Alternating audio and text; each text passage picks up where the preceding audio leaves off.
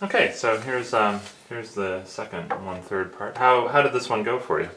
Well, I had a little trouble with the triangle one. This one here? Yeah. Okay, well tell me about it. Well, I divided it up into thirds, and since these have to be equal thirds, so this line is going to be the longest, so this section is going to be the biggest, so we have to make it thin. Okay. This section is going to be like in the middle, so it's going to be a normal section. All right. And then this section has to be the widest section because this is the shortest line. Ah, interesting. Okay. So what do you think is 1/3 here? Well, I think one of these would be 1/3. Okay. That's 1/3. Okay, interesting. And so how did you decide that this is a third, that's a third, and that's a third? How did you figure that out? Well, Or what were some more of your thoughts, or maybe you can just say them again. well, because we just have to adjust these lines a little so they're exactly 1/3. Oh, I see. So you know somewhere where you put this line, that's going to have area of a third. Yeah. And then somewhere where you put this line, it's going to have area of a third, so it gives you the thirds. Yeah. Pretty good ideas. I like it. Okay, what's the next one? This is a rhombus. Okay. Well, All right. a rhombus is kind of like a stretched square. All right. So if we adjust it back to a square, then we can shade in 1/3, and then we can shade in this 1/3, and then the rest will be the same if we just put these lines right. Okay. This one is a little bigger than the rest, so I have to adjust this line to match here.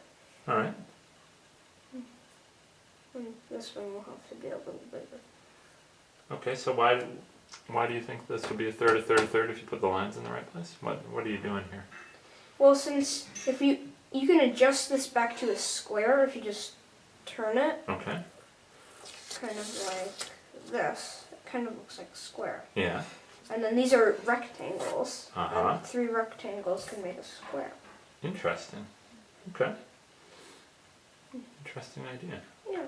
All right, good. What about the circle, I guess, is next? The circle, Didn't we have 4 of these? What? I didn't have a 4th. Oh, you didn't have a 4th. Okay, I must have forgot to give you one. Okay.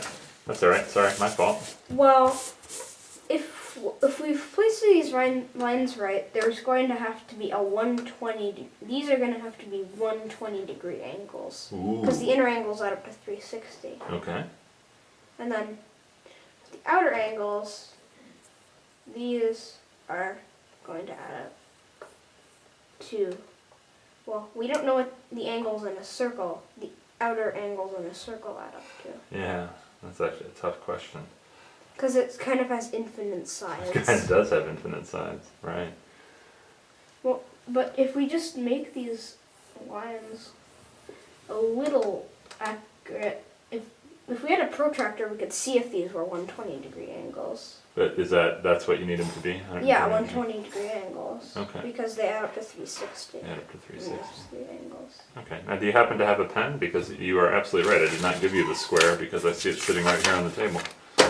There's the square. Let's see. Here's a pen. Okay. Well, How would you? Let's do this one live.